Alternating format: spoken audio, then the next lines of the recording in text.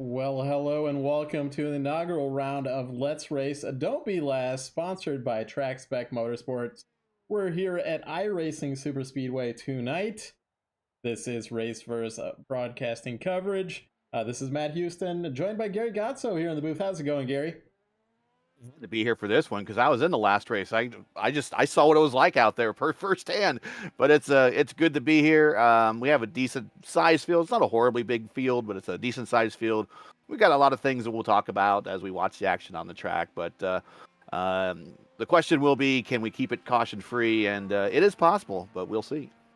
Yeah, I think on paper when you see this on the schedule, you're like, no way that this can be caution free. But we've seen it, Gary, haven't we? And Daytona and VOR. Yeah. And this in I don't know. Did we have any cautions in that RIL event? I'm trying to remember. Well, there was a wreck on the white flag lap. Okay. And then it doesn't. They don't, of course, throw a caution then. But Right. yeah, I mean, there's a couple guys in this lineup. I think Seb Kinder, Watson, Dakota DeMade, at least three that I can think of there that have participated in two draft pack races at abnormal tracks that IndyCars normally would not go to. Daytona, here, Talladega. But there's those guys have participated in 100 laps at Daytona and another 75 laps here that all those laps went caution free. So it is possible, but you really have to work and trust the people next to you. I made no secret of it when I was racing here in RIL. There are some weapons out there. A lot of those weapons aren't here, but maybe we see some new weapons out there. But if everybody could behave and work well together, it is possible that you could see this thing go caution-free, and we're looking at a pretty quick race at that point. That's right. So Dakota DeMade just took provisional pole, 237.8 miles an hour. What were you saying the qualifying record around here was, Gary? So the world records, and those are only set during the official races. So anything we set here is unofficial. Is actually set by someone, I think we've had him in the top split before, Jorge Varela. He set a time of 085 with 239.748. So Dakota's not really even close. Well, we're going to see some big draft racing. That's the number we're really going to be looking for, is our race draft best lap, and that's going to be coming fast through the race here tonight. Yeah, that'll be a 43 flat, and that's a 251.128. Not sure who the driver is that set it, where they from. I have never really participated with the driver in any other leagues or seen him in any of the top split stuff. But you know what? I'm not going to say he was lucky to get it, but if you get your car in the right position and you can kind of hand your car off to the next car ahead and you just kind of slowly pull it toward the front while not losing any speed, that's how you can get it. But a 251.128 around here, your car is pretty much max the entire way around, like on the limiter or just below it. So to see a 251 around here, you had to really just get your runs just right, because 3 miles is an awful long way around this track. Well, you think you're going to see anybody start from the pits here, Gary? We know Caleb Bensey tried that back in the RIL event. Not willingly. Well, then you're right. You're right. He did not do that one willingly. There is some strategy call at Daytona in VOR. About half the field almost started from the pits, and that helped there be no caution flag. So Dakota DeMade is going to be our pole sitter here. First, let's race. Round one inaugural event, pole sitter, never going to be another one of those. So there it goes, the Dakota DeMade, followed by Sebastian Kinder, Matthew Short, Colin Johnston, Drew White, Nate Siefker. So a lot of names that you expect, kind of IndyCar IR18 regulars here. James Watson, P7. I'll just go through these myself, Gary. Sure, go ahead. Patrick Akel, P8, Victor Aldrich, Jeff Groff, Navarre Luce, Matthew Johnson. And then we're going to wind up the field with Justin Gainham, Russell Peterson, Cam Anderson, Rhett Nichols making it in at the end, Chris Kresge making it right at the end of there. We were talking about him, and he'll appreciate that this is his he won. He won the VOR race at Daytona, so exactly. He knows what it's like to do to get around here. And that was a bit of a fuel strategy race, believe it or not. Yeah, that was a what do we do at that? I mean, we're not going to have much fuel strategy. It's a one stopper here tonight, but in Yeah, that definitely one race, stopper. That was it 100 was miles, so I think it was only 2 or 3 stops, something like that. in the VOR race. Yeah. That was like a 250 mile or something like Yep. that, Yep. 100 and laps, 250 miles. Yep. yeah. Well, actually, that'd have been 300 miles if it's 100 laps here at. Oh, that was at Daytona. Yeah. Never mind. Yeah. Daytona. Um, Yep. We did uh, 75 here for RAL, which was 225. And we're looking about stints of about 25 laps, give or yeah. take. So that one in VOR was like a did he did it on 2, but everybody else was on 3, maybe other Yes. than Yes. He managed just to do the old trick of staying moving longer than others, and that that's gets you right. the win. You keep your average speed above everybody else. Yes. You can always see that at the end of the race. It's like, yeah, your average lap time was the fastest because you pit less. So here we come. What I pace think we car do got we have Tucker in here? 18th, Hill and Hill in 19th, and Missing. If they're in the lineup, at least they showed no time. That might be race control. But That is when we race were here control. for RIL, I started 25th, and I just kind of hung out in the back. And when it really started turning into a fuel race, the top line, the bottom line really just became the slowed down, and you really heard cries of people saying, "Hey, don't check up down on the bottom line," and the top line just opened up. And the next thing I know is, I'm in the mid top 15s, I'm in the top 10, I'm in the top 5, and next thing I know, I'm in the lead. So it's possible to come from, dead freaking last here and get yourself up to the front. But you got to really trust the people around you. And there's a lot of people in this race I don't know. So if I was in this race, I would be trying to avoid them. So an interesting thing here. I don't think you're gonna see any pitting early because this is don't be last. Because we're going to Right. be culling the field from about race control is giving me an update from lap 23. Okay. So I think if we didn't have this particular rule, we would have started pitting probably about lap 16. But you can't do that here because that's the rules. We're eliminating the last running driver. So. Right. So I was talking to a racer here as we're getting ready to go green. I just said stick with the lead pack. Just do not get away from the lead pack at all. Stick with them because that's the strategy here. You do not want to be don't want to be last. You also don't want to use the most fuel and have to pit first. Yes. Green flag. Here we go. And looks like on the outside of row 2, checked up a little bit. Seifer's right behind him, the FIS champion from last season. But no worries here. You're still all within the draft. Here comes Drew White on the bottom there in that Jeff Gordon-looking car. This is his bread and butter type of track. P2 right there. Matthew Short, I worked with him, and I enjoyed racing with him when we had the RAL race. He was my unofficial teammate and buddy and pal. I didn't need him on the radio. We just kind of knew what each other was going to do, and he was a great guy to work with. There you see on the outside, Kinder getting the run on the outside, getting the long runs down those straights, and then pulls right in front of Dakota. You're going to see a lot of that in this race where people just are barely clear, and they're just going to go ahead and come right on down. And there's the end of one lap. Seb Kinder on the bottom. That's the quickest way around, leading lap 1.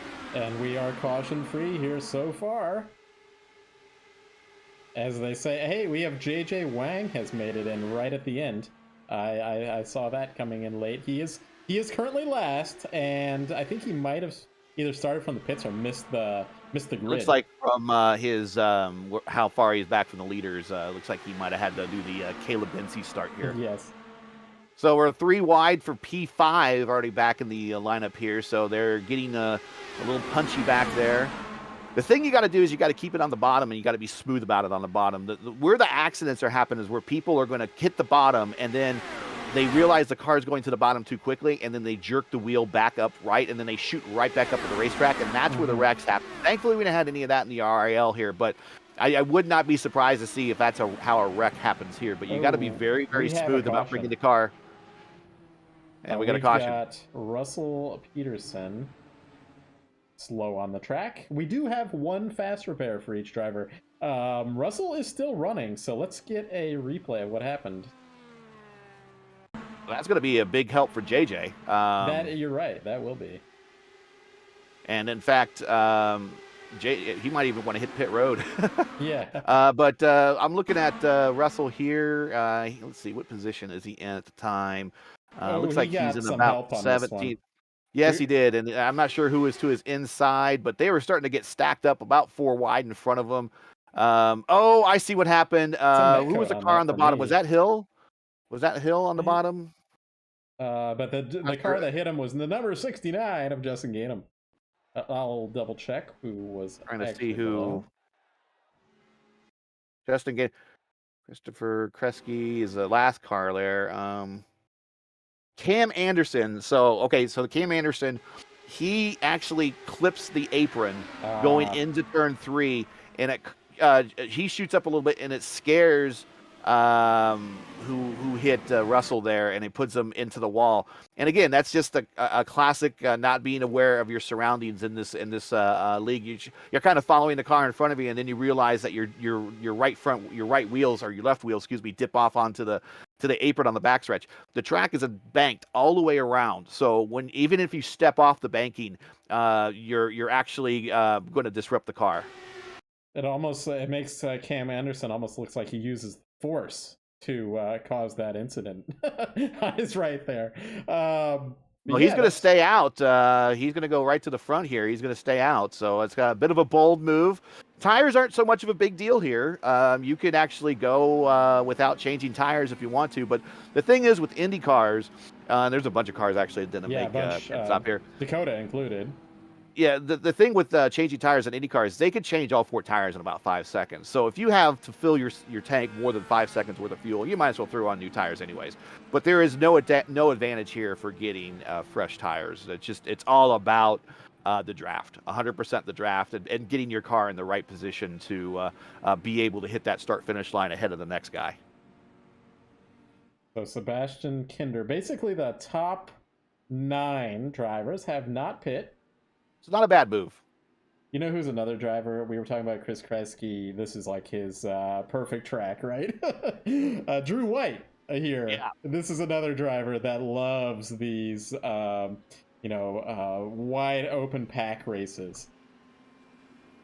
He won these are bread and butter. These are bread and butter races for him. And whenever you see when fixed week comes that we're at Michigan or Daytona, you're pretty much always going to see Drew White and active that particular week, because that's where he really likes these draft and pack races, and he does a good job at putting his cars in a position to win. And actually, he's going to duck into the pits, or at least at the moment he is. He might be faking it. Looks like not. Matthew Short and Drew White are going to duck into the pit there. I don't know what they were doing. I mean, I guess they want to be at the back of the pack, but coming up to lap 23, they don't want to be there. No, they still have a little time to go. Yes, they do. We get there. These caution laps are painful at this particular track. And the great thing about the RL race is we didn't have to suffer any of that. It was all wall-to-wall action. Well, I guess this gives us a chance to give a shout out to our sponsor here, is Trackspec Motorsports. You can check them out, offering hood vents, roll cage kits, and all kinds of gear for your Spec Corvette Series. Check them out. Their URL is in the description. This is like a C5 Spec Corvette racing series, and that's actually one of the prizes to the champion here, is like a track day, I believe, with one of these cars. So cool. Currently, the fastest lap is Rhett Nichols right now with 43.9. Not anywhere close to the world record, but that is your fastest lap. Once they get going here and they start spreading out and getting your particular runs, we'll see that come up. But we could actually show you in the ticker of what the actual best lap is miles per hour wise, and you'll see Rhett Nichols there at 241.319. And as if this was a real racetrack, that would be actually a closed course record right there. Yeah, it would be. 241. Well, there's We might go to Oldsmobile with that AJ Foyt thing. What was the lap speed there? Was that less than or more than that? We're getting ready to go green. Okay. I think it was. I think there we go. A little bit of a stutter there at the start for Kinder, but he's underway. He's got his teammate Watson with him. He's going to protect his sixth, and you got Rhett Nichols right there in the anime car in P3. He's going to kind of just decide where he's going to go here when he comes off of turn 2. Yeah, we're missing our anime cars. We had quite a few of them in the RIL, and slowly but surely they kind of dropped out of the season. Rhett Nichols. All right, so this is a bit of a dangerous move by Patrick Ankle. There's really no reason to go 3 wide that close that early into this race, but he decides that he wants to go 3 wide in the 3 down the backstretch. Now the bottom line is the fastest line, so even if you are ahead of the car just by a nose, going into the turns, the cars on the bottom will ultimately come out ahead of the next car coming down the exit of the corner. And there he got kind of hung up, and Seifert had to kind of take a little bit of a evasive action. But Seifert there on the high line in that two-tone green car right above Rhett Nichols. Right behind him is, I believe, Victor Aldrich. So we've got quite a few laps before, and we might have a caution before the end, but Russell Peterson, currently our last car. Navarre Luce there. They're still within draft range, about a second, so I thought for a moment they might be losing that draft, but it looks like they're going to catch right back up. So, yeah, if you keep it within a second and a half, that's the draft window for these cars, and you'll know. Geez, we're already on the apron right there, coming off of corner number 4. Got to watch it, but yeah, when you're in it within a second and a half, you'll know it. You'll see the car all of a sudden shoot. We are right up 3x3 by 3. 3x3. This is like some Talladega NASCAR kind of stuff right here. 3x3. Waiting for that big one to happen. Yeah, it starts to get dicey. Now they're starting to check up a little bit there on the bottom line there. You saw that. JJ Wang up to 7th place now. And someone shoots the gap right next to Seifert there. I'm not sure who that was. That was I can't. There's so many names I don't know right Justin now. Gainham is between Dakota and JJ right now. He's in that pink car. Kind of looks like a Watson car, but I don't believe it is. Oh, the white and green one. Yeah, that's him. That was him. Yep. Oh, okay. So that's Matthew Johnston. 4 wide and almost, they almost put Jeff Groff into the wall. That's what I was talking about. Yeah, that I think it did put him in the wall, but he lives to fight another day. Oh, Rhett Nichols got forced down onto the apron. He's back up on the track in time. Got a lot of room down the backstretch.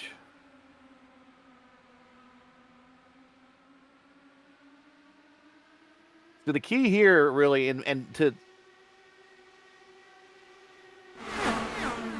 someone's asking about a yellow line rule. Yeah, there's definitely somebody, maybe Matthew Johnston, using way below the line on the straightaways. So the key here is really making friends. I mean, if you're going to make enemies here, there's going to be no one who's going to work with you. The best way that you keep friends here in a race like this is hold your line, become predictable, don't do anything drastic. And there's a car. That's a Gainham that got rear-ended by. That might have been our host in the Let's Race car. He might have nudged him a little bit coming down the back straight there. Let's see if he has any damage on his car. Unfortunately, the camera did not get that one. We were looking static cam, so did not catch it.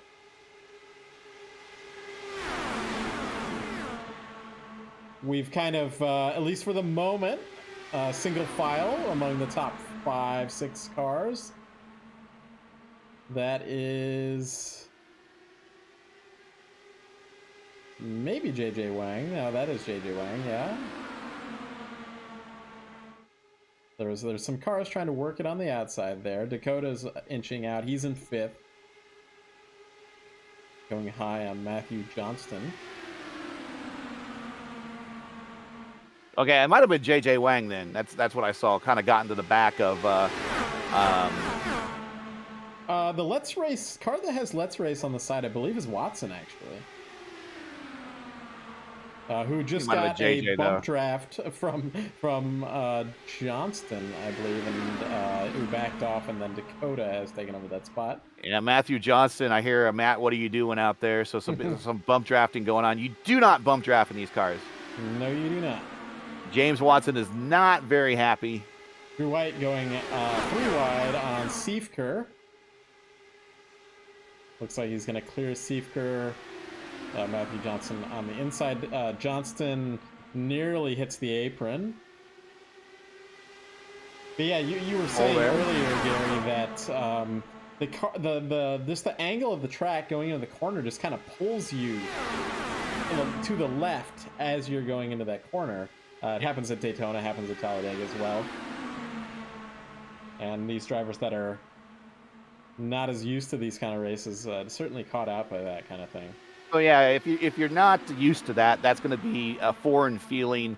And there's not a weight jacker setting or a roll bar setting. I mean, in fact, weight jacker and roll bars are nearly useless here with this particular race. But that's one of the things you're going to get used to. And the other thing is the closing rate. You don't realize how fast the closing rate is, and that's probably where we might have saw a lack of experience on the super speedway getting to the tail end of another driver. Really, all you need to do is just, as my voice breaks here because we got an exciting race. Really, all you need to do is just kind of roll off, and we're cautioning again. Not sure what happened here. Justin Gainham looks like he's limping coming into the pits. Groff 2 is damaged, so we were about. Let me rewind here and find out what happened. Really, all you have to do is just kind of roll off the power a little bit, and or maybe trail brake a tad, and that will help you out. But yeah, let's see here. It's Groff. So we go 3 wide. Groff, little net code. The net code is just wild on the. It's worse than it used to be. There was some sort of update and just wild net code, and Navarre Loose actually goes through one of the cars, and I don't think he has any damage. But let's go back and looking at this this incident coming into 3. So I think what we got a car is we got a run. Okay, just because you have a run doesn't mean you have to take it, right? Yeah. So at this point, he needs to be looking ahead and going, okay, we could be going into the corner 4 wide. Let me roll out of it. Let me just get behind Groff instead of getting next to Groff, and that's what happens. So it's, again, just because you have a run. You're at lap 14. You're not going to get eliminated for another 9 more laps. Just because you have a run doesn't mean you have to take it right there. So patience is part of the game. So now we're back under caution, and that's just helping out the guys up front because these guys in the rear now have less laps to work with. Well, these cars get to use, Groff uses his fast repair. Gainham also uses his fast repair. And everybody on pit road. I think we're good to the end here without pitting. Oh, for sure. For sure. I do see, Justin Gainham. Oh, good pit stop. Good pit stop by Matthew Short.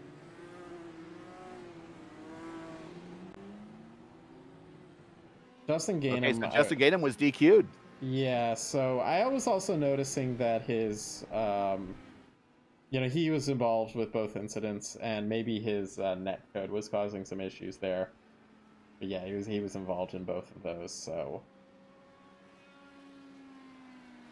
I'm assuming race control having something to do with that. So did one car stay out or no? Everybody pitted, and Matthew Short just had a heck of a pit stop. He came out well ahead of Seb Kinder and Rhett Nichols. I'm not quite sure why. Maybe he didn't take tires. Well, I was kind of talking to him before the race, and I was like, tires aren't a big deal here, like I was telling everybody else. But if you're going to fill up, and you're going to fill up more than 5 seconds worth of fuel, you might as well throw on new tires anyways. Let me go back and watch his pit stop. Maybe he... I've seen 5.6 seconds in the box versus like everybody else is going to be an 8 point something in the box.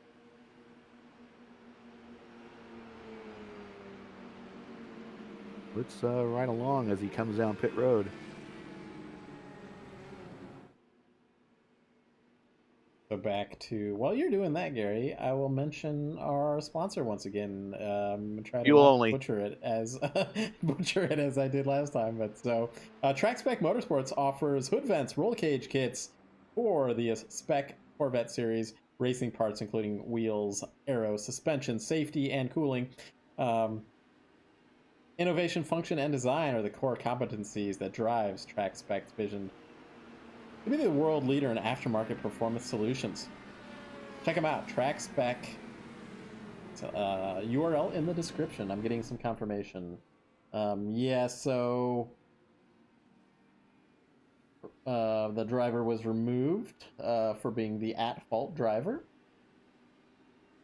That's why we do have race control here. And I should have said this earlier because I saw it almost at the start of the race, but we got Craig's Forsyth in the chat. Let us know, everybody, who you're supporting out there if you're watching. We got 10 viewers right now, it says, so let us know who you're looking at. Craig's just here for the carnage. He's waiting for something to happen. He's probably got kicked back and drinking some fine Canadian some fine Molson spirits. Yeah. Are we doing a double file restart? Because it looks like I'm wondering, are we going double fire? Are we doing all the gimmicks? Are we doing the greatest hits? We do have green white checker, by the way, Gary. if it the greatest gimmick of all, yes. Yeah. But Matthew Short did not take tires, fuel only. Okay.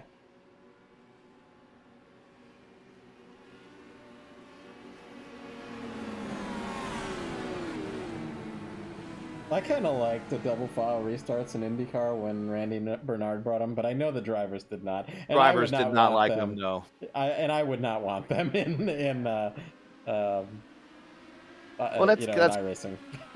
there's two things when I go looking for other leagues. Once I see that they use fast repairs and double file restarts, I know they just don't know IndyCar. Yeah. So yeah.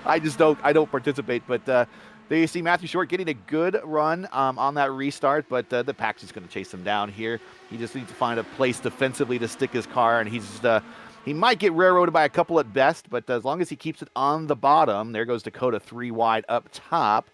He should be okay. Let's watch him as they hit turn 3.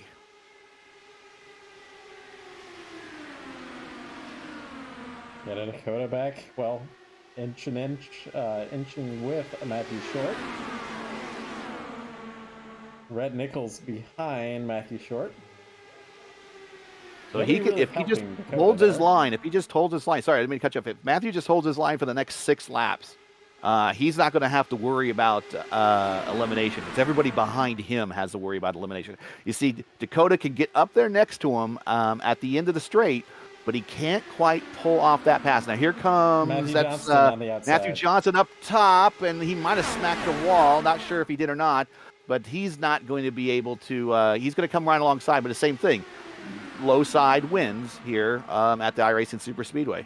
And it looks like JJ Wang is also running a Let's Race car here, similar to the Watson car. Another caution here. And unfortunately, we just had somebody tune in and say they were saying Luce for the win. And unfortunately, I have bad news for you because Navarro Luce. Sorry about that. Yeah. That's it's not commentator's curse, commenter's curse, maybe. Well, the interesting with him is he was starting at the end of the pack anyway, so I mean, it's kind of maybe a good place to be in terms of the big one happens in front of you. But you know what? I'm going to say it again. This is another one of those things where just because you have the run doesn't mean you're going to take it. Because if you're looking peripherally, you just see Jeff Groff saw the car come to his inside, scares him a little bit, shoots up the racetrack, and then Luce is there. So again, Luce was putting his car into a 4-wide situation, and you just don't want to do that here. Yeah, you got to back out there. That's going to be Groff. There's nothing wrong with backing out and getting past here. I mean, you're going to make your laps right back up. It's no big deal. He's and he got his fast repair, so he's back going again, and he'll start at the end, but he's got to try it one more time. And he's running out of time, actually, as these guys will go green with maybe 1 lap to go before we start eliminating people. Yeah, I think with drivers removed, I think we're going to be looking at about lap 24, 25. I'm seeing Matthew Johnson out at the moment. And the Navarre Loose commenter said that unfortunately jinxed him. Yeah. he did. But he is back with he's got that fast repair. This is also another one of these. We've got like half the field. It's not half the field, but a quarter of the field maybe is a Watson driver. It appears. Not making it easy on us. And who knows what the next event is going to be, whether it's going to be using IR18s at all. So, Right. Right now, the purple lap actually is set by Gainham, who's no longer in the lineup, at a 43.2. That's a 245.368. So we're still a little ways from the 250 barrier. The 2/10. The 245.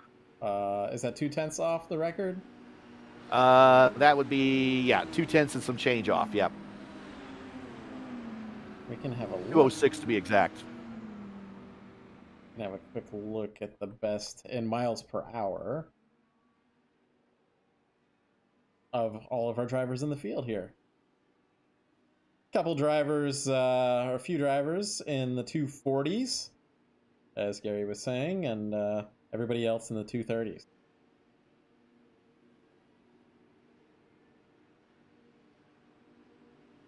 So we're halfway through this race on this lap. Is this the second or is it the third? I think it's the third caution. One, yeah.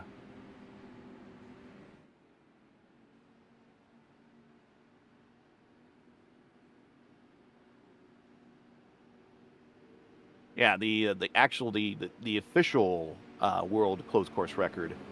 It's 22 years old, held by Gilles de Ferran at the California Speedway then, but now known as Auto Club Speedway, 241.428 miles per hour. So short, just by leading, actually, is faster than that. But the world right now, Gainham's lap of 245.368.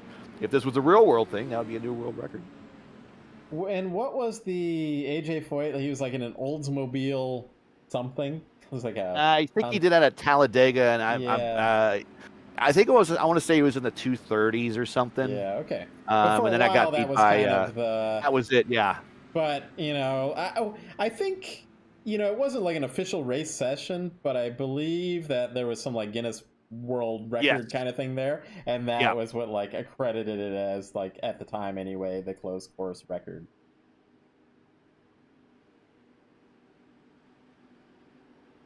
I think you probably explained that to me one time, Gary. Yeah, maybe I could dig that information up here. And we are back to double file restart here. That's at this track it's might as well. Now, actually, I did forget about this, but Voigt did set back in '74 a world closed course record with an exhibition lap of an IndyCar at Talladega. Yes, they've actually ran there at the time in '74 of a 217.854. Keep in mind, at Indianapolis, they weren't near 200 miles per hour at this point in time. They were about in the 280s or 180s, give or take, right around in there. They were still quite a ways from 200. The 200 barrier wasn't set until '78 with Tom Sneva. So they are still a ways from getting 200. He 217 in '74. And you remember how some of those old Indy cars looked. Yeah. So he was certainly overexposed on that one. His head had to be sticking out a mile into the air. And there's certainly no crash protection, like they have nowadays. We're back to green flag right now. Good start by Matt Short, so he just needs to get himself to the bottom.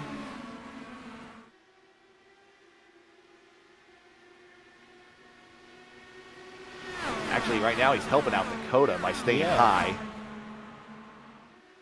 As well as a Kinder. And now he gets to the bottom. So, well, no, not yet. Get to the bottom. Dakota on the outside. We're going to go 3 wide now. Here comes Seb Kinder. And Dakota clears Short. Seb Kinder up top. I think Dakota's going to get him back here in the corner. Seb Kinder doesn't care. Just comes right on down. Finally doing a onboard with Victor Aldrich. Almost got into the back of, I believe it was Russell Peterson. backed out just as much as he needed to. And just like that, Matthew Short back to 5th position in that Infinity livery. Okay, now we got 3 cars down the bottom up front that are kind of asserted themselves. Here comes Dakota on the outside, midway down the backstretch. He's not going to be... He could probably pull down now if he wanted to. Good run. Good run. We will be starting eliminations on lap 25. We're on 23 now, so in 2 laps. So eyes on Jeff Groff and Luce and those guys back there. But everyone's together. I mean, look how close it is. They're all tightly packed. This is where, basically we're culling the field down to the top 10. The top 10 till lap 30, and then the top 10 will, shoot out. Final 10 laps. No removals from there. Kinder on the outside, just pulling down in front of everybody. Here comes Drew White, shooting the middle, along with Nate Seifert there. Then we got JJ starting to work his way into the group there, along with one of the other Litz race cars. So currently Cam Anderson, Jeff Groff, Chris Kresge's going to start making his move forward. And there we are, lap 25.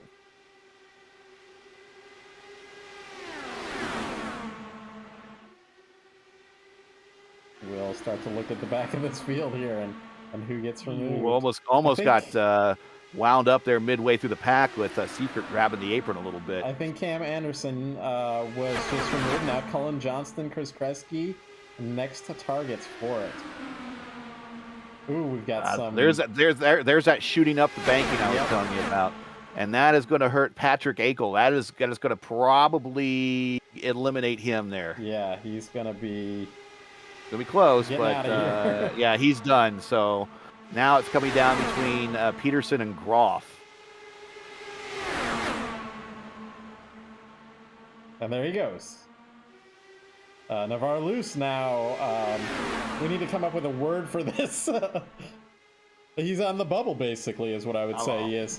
Bubble in the hot seat, whatever. Yeah. That 4 wide, like right in front of them, that's not looking fun. Everyone's... If I could fit my car there so I'm not last, I'm going to try to do it. There we go. See all these cars move up the banking? It's sketched through there. Jeff Groff. Jeff Groff is in the trouble spot now. He needs to move up the racetrack or something to get that draft. He's going to shoot the middle.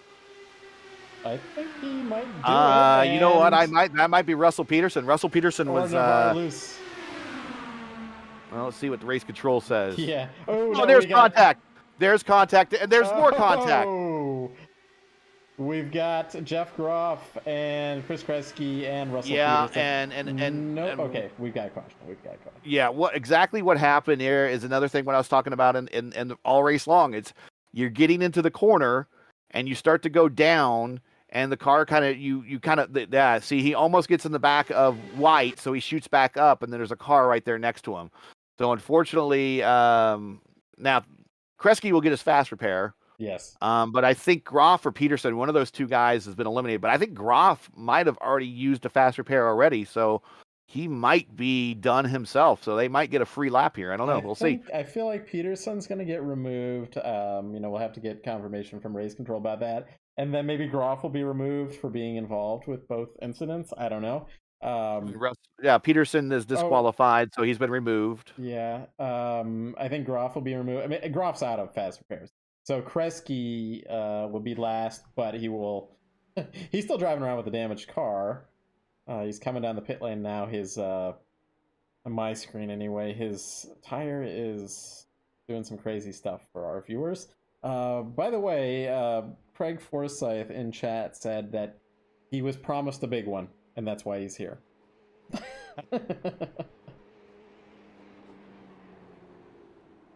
Kresge will get that repair. We're going to be down to 12 cars. I'm not sure what we're going to do once we go back to green. Are we going to remove, say 11th and 12th in the same lap?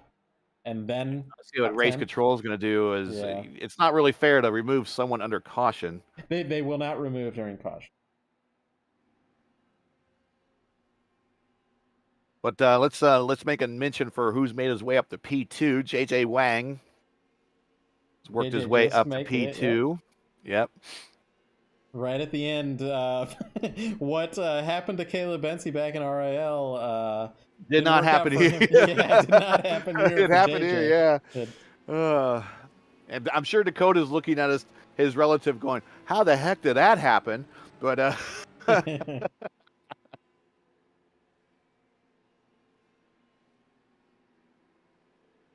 JJ's really come along, a long way since he's came into iRacing, though. That first season of Formula Indy, by his own admission, pretty rough.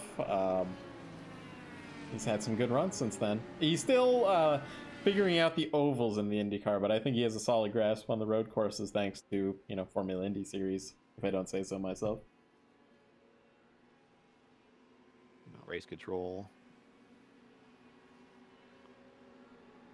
Okay, so race control says everybody, if you're on the track, you're going for it. So no more eliminations. I believe I heard what they said. So okay. Yep, JJ Wang's doing good on the oval. Hey, you know what? Everybody's got someplace they need to start. So he is definitely learning very well so far here on these ovals. He's doing some funny business in the pit lane. He was at such an odd angle. I don't know if he got his repair or what. Anyway, he's finally coming out now. Or maybe he was out of fast repairs and he was getting a long repair, which this is the perfect track for it, isn't it? Track for it, yeah. This and Pocono and Indianapolis are the tracks for that. Yeah. or maybe Road America under caution or Le Mans under caution, full course caution. Now there you go. Yeah. You know what the track wasn't the greatest, Gary? Was that Texas race I was in. Those were kind of too short for me to repair my car, but I still made it to the end of the race. That was like maybe the first or second race in Indy Fix this season. The one where I, survived somehow. You were a target, I think, on that one. But I finished, but my car still had optional repairs on it, even though we had some caution for me to fix it. But I was having to enter the pits, watch the pace car, and get out before the pace car came around.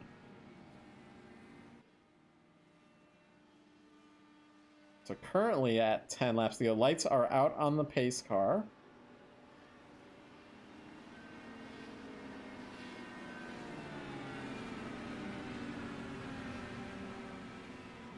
We've done, what have we done? 90 miles. Let's race. Inaugural event. We've got 30 miles to go. Probably less at the line, 27 miles.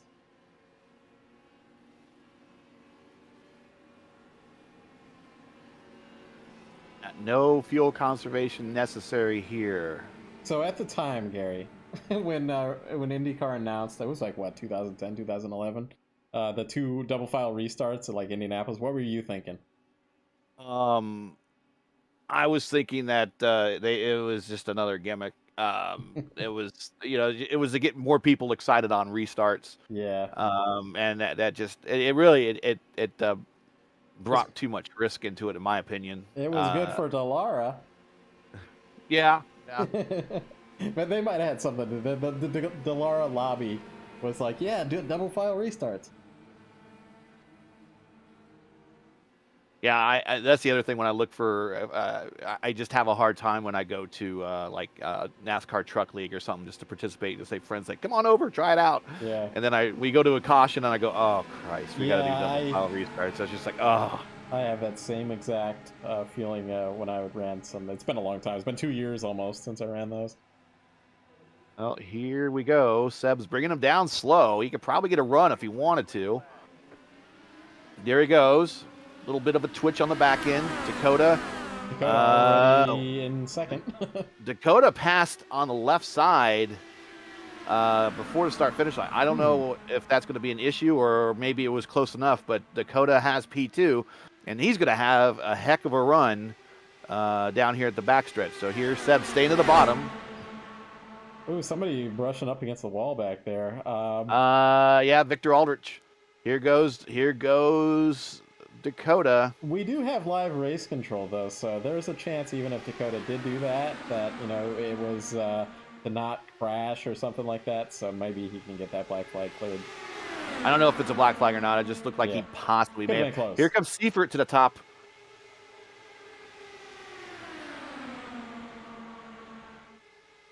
Here comes Matthew Short to the back end of Seifert. You think we get through this one? We've got 9 laps to go. We get through these final 9 laps without a caution. These guys up in the front are kind of some of the more experienced drivers. Yeah, I would suspect that they would use that to get us to the finish without another caution. But we're going 3 wide into 1. Dakota's still going to have the preferred line, and that's exactly what happened. Matthew Short. Yellow flag. That was Watson. LeVar, is that Watson? Yeah, it was. Yeah, Watson was on the outside there. I would say Watson hasn't used a fast repair, so should be good. Assuming, there's one thing here, though, that you could accidentally use a fast repair with one of those pits. So that could be a thing here. Tire goes flying off his car. Yeah, these tires are doing some wild things here tonight, folks.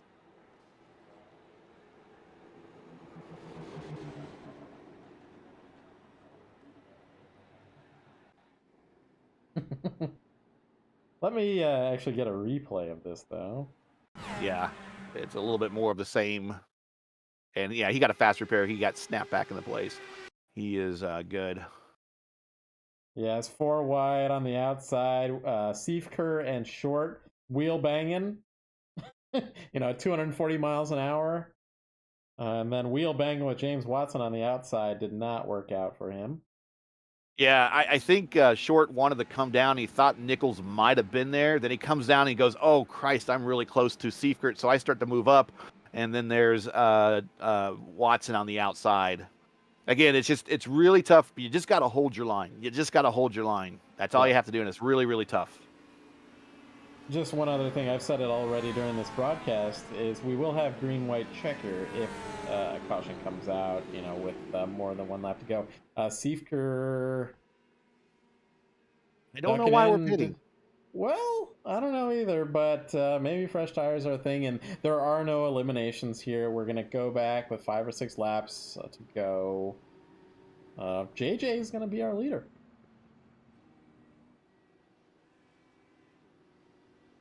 And our Navarre Luce fan can be here supporting that. Kresge is a lap down. Interesting. Dakota didn't even hit his spot. He just continues right on through.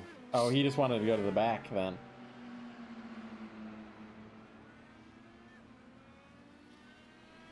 Matthew Short looks like got the DQ for that. Oh, okay. Well, that's a tough break for Matthew Short. But that's what we get with live race control.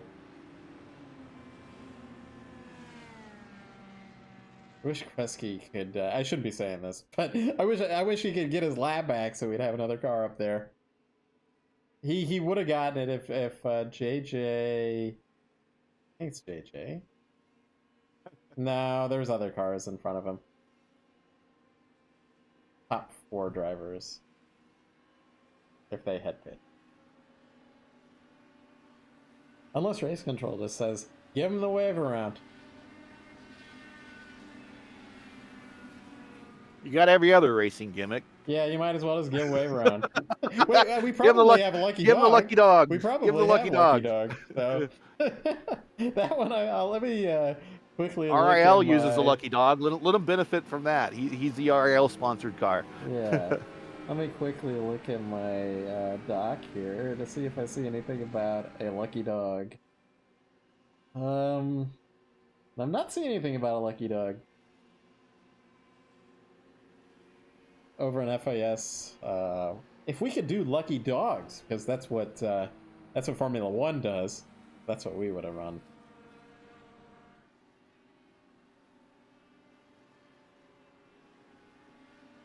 Double file restart. Yep, here we go.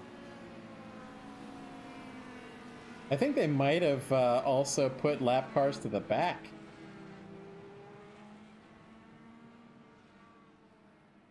There's a funny rule with Lucky Dog where maybe if you were involved with the last caution.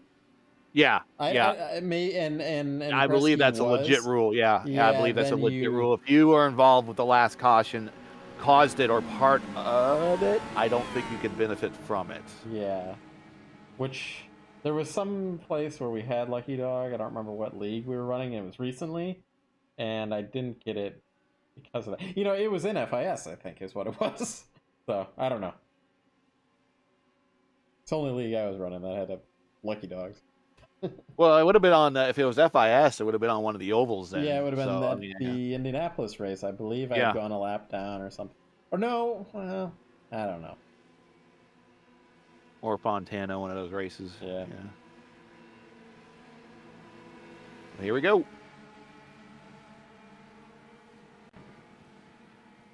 JJ Wang, he's got another one of his new teammates. He's just a new hire by Team Watson Racing. Teammate on the outside, and Navarre Luce. That's anybody's ball game. 6 laps, anybody's ball game at this point. I thought you were going to say anybody can be on Team Watson Racing. Oh, yeah. Breathing? Go ahead, Team Watson. I'm on Team Watson, so that's the good example. Oh, Rhett Nichols with a great run on the outside of Dakota. He's shooting the middle. We're going to go 4 wide in the turn 1 here on the restart. This is normal. This is fine. And we're going to have Kresge trying to get his lap back if the caution comes out. We are 3 wide. 2 by 2. Or 2... can't even think of 2 rows now, 3 by 3. Right, yeah. Drew wants to get by, but Drew really is pinned to the inside by Rhett Nichols because he has no place to go. So he's got to be patient. He just cannot, slide on up there. Here comes Nate Skeefert, the former FIS champion. He now shoots to the lead. And he's not going to protect the bottom. Rhett Nichols on the outside of Skeefer. Skeefer was running the middle. Nichols going even higher. Kresge on the outside. His car might have a little damage too, so it might not do much on his own. In the draft it'll be fine. So Nate Skeefer in the lead. Rhett Nichols just slides in between him and Luce there. There wasn't much room there.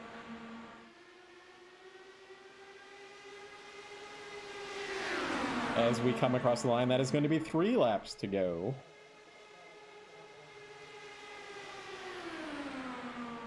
Seb Kinder, I think, got the lap that time up top, going 4 wide. They were 4 wide for the lead here. Rhett Nichols is now at the bottom. Oh, Seb Kinder shoots straight to the top of the racetrack. Kinder, Kresge into the wall. And there we go. Now we have a green-white checker. And it's again, the shootings to the top of the racetrack. That is what causes these cautions. And I think we are going to have a single green-white checker. So it's not like the perpetual, till the end of time, green-white checkers. So yeah, this is unfortunate for Kinder here. He gets involved with the lap car of Kresge. He got a little... He might have even gotten some help. Let me get this. I'm not sure if I like this camera angle that I've got. Let me see if I can find something else.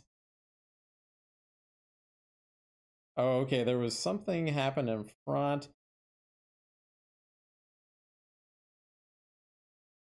Yeah, I mean, there was a little bit of a checkup by him, and then some other cars just kind of, behind. They weren't going to lift, and Kresge was involved with that one too. So he's, I imagine, very done. Kinder probably hasn't used a fast repair, so I would assume he's going to be coming back out.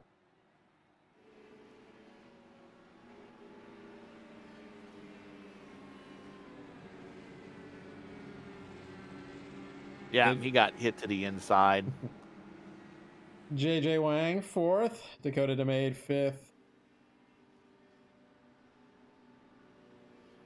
Kresge is getting some repairs, it seems like. Kinder's going to go a lap down, though, so tough break for him. He might have had to tow this one back to the pits. Yeah, I think he did. Yeah. Yeah. His car was kind of messed up. Yeah. It's not fun to be driving back to the pit lane with your steering wheel 90 degrees to the left or the right. Or worse. Yeah, or worse. And even sometimes with the fast repair, your steering doesn't always go back to where it should be. So I don't know. I haven't really quite experienced that recently, but it used to be a thing like that. The fast repair where it wouldn't really fix your suspension. So It looks like they've DQ'd Christopher Kresge, so we are now down to 10 cars. we might have 9 with if Kinder's not able to get back out. He's 2 laps down now. But Watson is the 9th last car on the lead lap.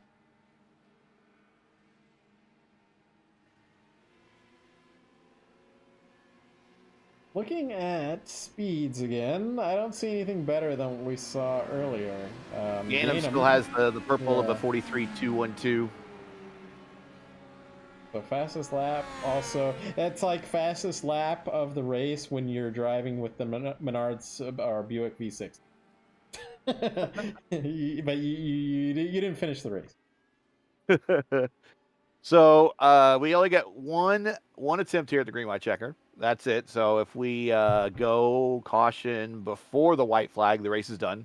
Of course, iRacing rules. The track should be cautioned after the white flag, but it typically does not throw a caution after the white flag. So once you get to the white flag, we are going to the finish. Yeah, basically they run NASCAR rules that like once you're past the white flag, then if any crash happens, I don't know if is that the current NASCAR rule or is it an old NASCAR rule? They used to do it where like there was a crash, but those guys could just keep going on the final lap. That sounds pretty dangerous. Yeah, I'm thinking that's an old rule.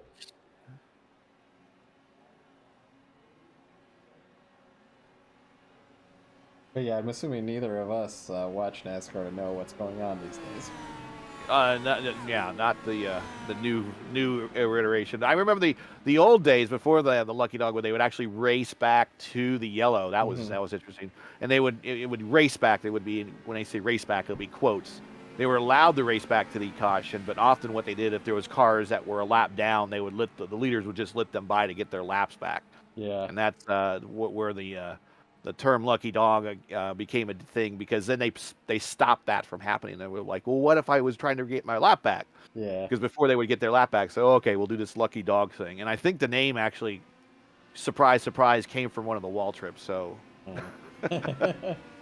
Well, remember back in the old days of NASCAR, you would have double file restarts, but you'd have the lap cars on the inside line. Right, yeah. I'll be the lap cars to the inside, and then the lead lap cars to the outside. Yeah. Which I'm glad they don't do that anymore. Lap cars should have no impact into a finish or any part of the race, really. I know those guys that are one lap down want to get their lap back, and there are ways to do that. And I believe a lot of rules allow for the one lap back cars to try to race their way back onto the lead lap. But really, when it comes to IndyCar racing, you don't want any lap cars involved in terms of the race for the win. Yeah, it's dangerous enough as it is. So we're gonna have a now, unless one of those lap cars happens to be like a teammate, or in the case of Alan Senior, your son, or something like that, where they can make their car a little bit wider than normal and maybe help you out. But here we go.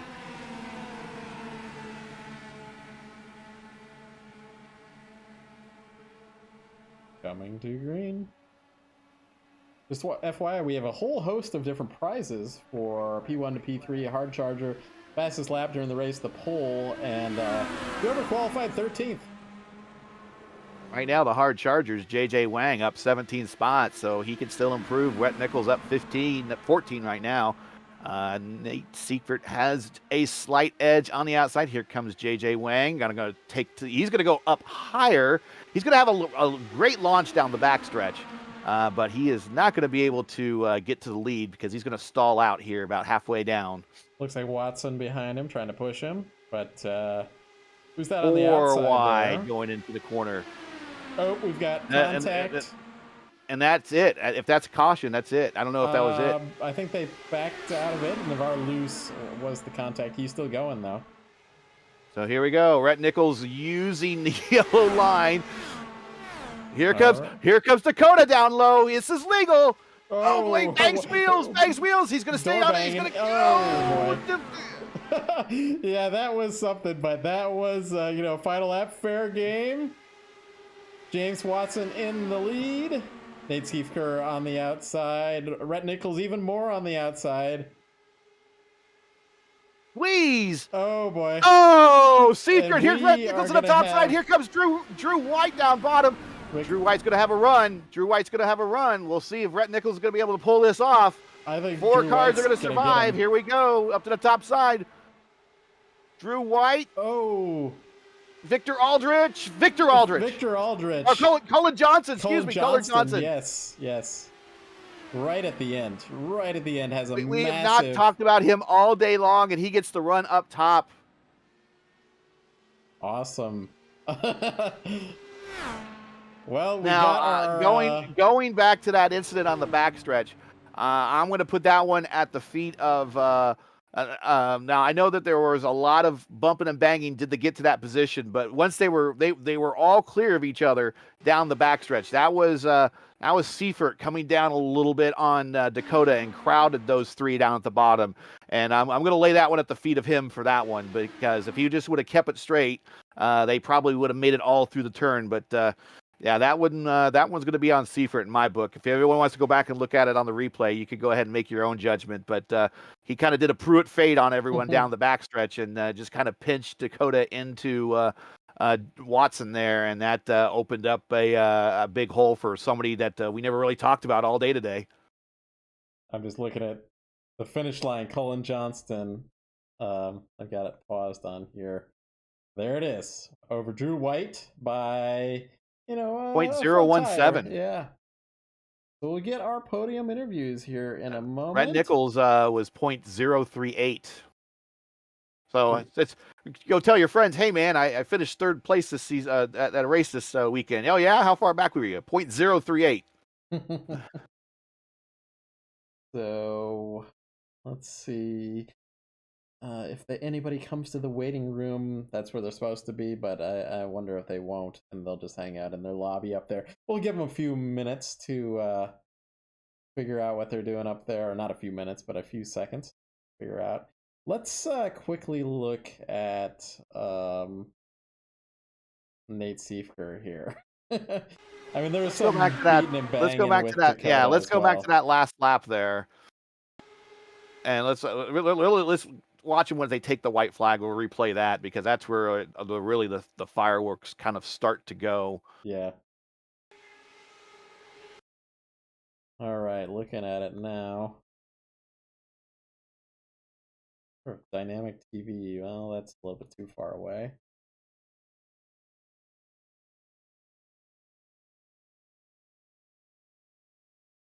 Yeah, Dakota was on the apron though, so. But I don't think he went below the line. He got came down back there, up. Though. Yeah, he came back up. Then there was contact with Dakota. Knocked Drew White plus other cars, which cleared those guys out. Then you got a race. Go back and look at it. Then you had a race with who is that? James Watson, Schiefker, Dakota, Rhett Nichols. Drew White was actually like 6th coming out of turn 2. Let me get on board with Dakota and yeah. So yeah, I think whether he did it intentionally or not, I don't think he did. I think Seifert came down on him a little bit, and that put Dakota, unfortunately, into James Watson, who was, I think, the innocent bystander in this case. Yeah, but he did squeeze him. You're right. So that took us to our run to the checker flag, though. Between Colin Johnson, Drew White, and Rhett Nichols. And somehow James Watson finishes 4th on that whole thing. Not 100% sure how that happened. He just kept his car rolling. On my I don't know if this happened, but I'll have to ask him. Colin Johnson bounced off the wall on the straightaway coming to checkers there. So let me go ahead and pull. They're not coming down to the waiting room. Let me go pull Rhett Nichols up into the booth. Hey, Rhett, this is Matt and Gary up in the booth. Third place in this one. Tell us about your race. It was just a hell of a lot of fun, man. Just tons and tons of drafting, sitting around waiting for the last few laps. Saw the wreck happen to my inside on that last lap. Thought maybe I had a chance, but the draft was just too strong. Well, you certainly had a chance. You started 16th in this one, so I'm not sure if you're going to be. You might be the hardest charger. I think that's going to be. There was only 17 cars, I think, so I'm pretty sure I'm in for the hardest charger. Yeah, JJ was up there a while. JJ's up 14. Rhett was up 13. So JJ beat him by one, unfortunately. What? I'm seeing JJ as finishing 9th, though. Is that accurate? I have him as 7th for some reason. So. Well, there's only 2 cars behind me at the start, so but alrighty, we'll see. But yeah, it was a great race. Yeah, I mean, so we knew you driving from over in the RIL, and you were kind of, these kind of pack races, I think, fit you over there. So it was good seeing you over here. Good finish. We have no idea what the next race is going to be here, but we'll see. And I think it's next month sometime. But heck of a finish. There's some sort of prize package for you, I think. And if you're the hardest charger, you get a bonus on top of that. So absolutely. Well, heck of a run. Say hello to anybody out there, sponsors, friends, family, that kind of thing. Oh, no, I just got to thank everybody who was in the voice chat with me. Let's Race for putting this on, and you guys here for the broadcast. It was absolutely a blast, and I can't wait for the next race. Awesome. Well, congrats on your podium there. Thank you very much. Yep. Okay, then we'll bring up Drew White. Is he around, though? You see him up there? Is D Wizzle Drew White? I bet a D Wizzle is Drew White. I don't know. Let me see. I can see. Yeah, it is. Yeah. Drew White. That's him. Yeah. All right, we got D Wizzle in the booth here. How's it going, Drew White? Well, I didn't realize I was gonna get moved over like that. I'm doing good. How are you guys doing tonight? Well, good. You finished. You started 5th. Finishes 2nd. You probably thought you had it, but Cullen Johnston had a strong run on the outside. Tell me about your race otherwise, though. Yeah, well, that last corner, I thought I had it. Then I saw he had that run. I was gonna block at least the up until the last, the last groove or whatever, and he hit the wall. And I was really worried that was my fault, but he was able to save it and still win it. So I'm glad he was able to save it from that standpoint. But honestly, it was wild. There was a few times there I caused a wreck at one point. I felt bad for the 2 people who got involved, who got taken out. I dedicated my run from there on out to those 2. I got 2nd, unfortunately, but that's good enough for podium, which is all I care about. But yeah, it was fun. I'm glad that we got a chance to do this. We do something like this again in the future. I will definitely be out here for it. Did you guys have fun calling it? Yeah, these kind of races, I don't know if you agree, Gary, but they're always the easiest to call for me. Yeah, they are. Yeah. There's always something to look at. We do a lot of road courses, and I love road course racing, but they can be a little dry sometimes. But these are always action packed. I don't know if I'd want to watch them as much on TV because some of the accidents we see out here would be life-threatening, but on iRacing we can do them all we want. And I mentioned it during the broadcast, Drew, but you're kind of a specialist at this kind of racing, aren't you? Like this wide open pack racing, draft locked, white knuckle racing. Maybe. I've loved NASCAR my entire life. I've always watched it. I mean, when I got on iRacing, it was to do NASCAR and stock car racing originally, but then I just fell in love with the IR18, and that's why I mainly just do this now instead. So I guess in some ways, yeah. But in a couple of weeks, I think Talladega is coming up on all of the NASCAR car stock schedule, so I'll probably be over there the entire week doing that dumb stuff. So it's always fun. It's dangerous. You'll never see this in real life, like you said. Like there was that one time in I forget what year it was, but they were gonna do it one year at Talladega, but then they decided not to. So like I get it, but it's just incredible that what we can do online, thankfully. And I'm glad that it all turned out well for the most part, and we know body bags were needed tonight. Well, yeah, it was the crashes that we had were actually somewhat safe, I'll say. Like Jeff Groff bounced up in the air a little bit, but he came back down on his the bottom of his car. He didn't go into the fence or anything like that. Well, heck of a finish here. We have no clue what the next event's going to be, but we hope to see you there sometime in May, I think. Not a problem. Thank you guys. Have a good night. Yeah, you too. All right, we'll bring up our winner, Colin Johnston. And we've got Cullen Johnson in the booth. Somebody we didn't talk about very much during this race, but has a mega run on the outside. Got a copy there, Cullen? Yeah, I got you. You guys got me? Yeah, just wanted to make sure I wasn't talking to myself there. Well, I've got Gary in the booth here, though, too.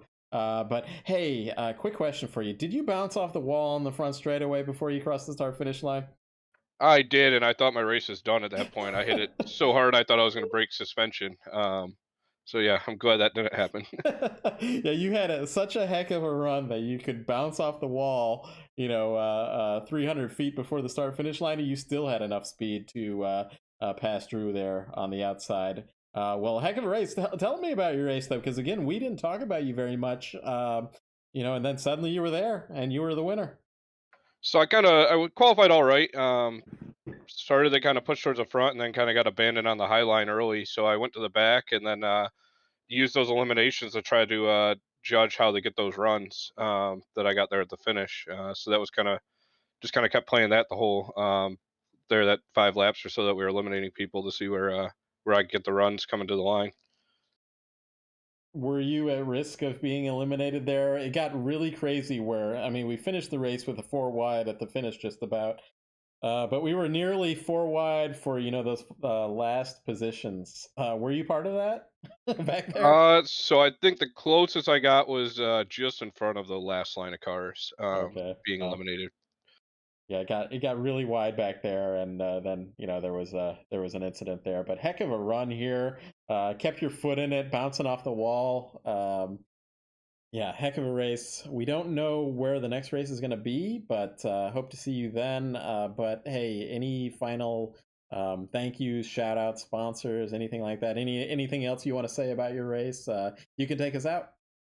Yeah, I just want to say thanks for my wife for letting me do these things. Thanks to Mediocre Motorsports and TWR for everything they do with me. That's a good thank you. I always make sure to thank the wife as well. Yeah. Safe Yep. Well, heck of a run, Cullen, and we'll hope to see you next time. Yep, hopefully see you up here next time. All right, take care. All right, Gary. Well, that is it for us here tonight. I just noticed from chat that somebody joined the broadcast in chat here. They were looking for probably IndyCar updates from Long Beach, the real race today, and happened across this broadcast. So, yeah, welcome to iRacing, IndyCar racing at the iRacing Superspeedway, which you would never see in real life. But keep checking back. We do race at other real IndyCar tracks quite often, but the random viewer to jump in, boy, you caught a heck of a race to watch IndyCar racing with us today. He's thinking, what the heck did I just watch? Yeah. All right. Well, this went kind of, I don't want to say exactly as I expected. I think it's cool that we had a car bounce off the wall, and I would say that final lap was very NASCAR, but hey, it was exciting. So thanks to Let's Race for picking us as a broadcaster. Josh Tucker, Kevin Missig, everybody at that Trackspec, the sponsor there. Check them out in the description of the video. Check them out on that website. And we'll be back in another month or so when we get that official date. And we'll be back. And thanks for helping me out there, Gary. I know it wasn't the best day for all of this, but you weren't going to miss it when it was iRacing. No, the last time I was in the race car, and I wanted to be part of the broadcast this time, so I'm glad we got another chance. But not as clean as we saw the RIL race or even the VOR race at Daytona. So I think a lot of that had to do with some inexperience of some of the guys in the lineup, but now you got some experience. So when we come here again, you kind of you'll understand what we're talking about, where the car wants to go to the bottom quickly, and you don't want to overreact and bring it up to the top because you're probably going to bump into somebody. You're going to be better at probably judging these runs. You're going to be better about, do I want to go 4 wide 3 laps into the race? Maybe I roll out of it and save it for some other time. You learned a lot if this was your first time doing IndyCar racing here, and that's the key thing to take away from this. Besides having fun, is you learn, because at one point this track will be on the official fixed schedule again, or this Yes, track it will will be be. on some other league schedule again, and you don't want to be the guy that just bounds everybody up at the end. So you want to be the clean racer that works their way to the front, kind of like how Johnson did there, and eventually sneak in and get the win. And that's that's how you do it. So I hope a lot of people had fun at home watching this. I hope people had on the racetrack learned some stuff, and I hope everyone really had fun. I don't really hope that anyone had any sore feelings, although there were some people that made some dodgy moves out there, and I question them. But it's, I guess, one of those. It's what happens when you have these one-off races. That's right. A completely new league. Some of these drivers knew each other, but not everybody did. And at the end of the day, we've got special rules. Don't be last, that kind of thing. And that's just gonna. We've got some prize money involved, all that. So just gonna increase the tension in the driver. So Oh yeah, for sure. yeah. All right. Well, thanks for everybody for watching. Make sure to hit that like button. Make sure to subscribe to the channel. Hit that bell for when we are our next Let's Race event is scheduled. You'll know about it. And thanks, Gary, for joining. And we'll see you guys. Well, you'll be here on Monday for Monday Night Indy Fixed, 8:15 p.m. on Monday. At 8:15 Monza. Eastern time at the we'll be at a road course even though the series is primarily oval. We'll be at the first road course of the season. Indy Fix 8:15 Eastern time right here at youtube.com/raceverse, and we'll be here every week throughout the official iRacing IndyCar Fix season. And I hope to be driving in that one. Thanks, Gary. No problem.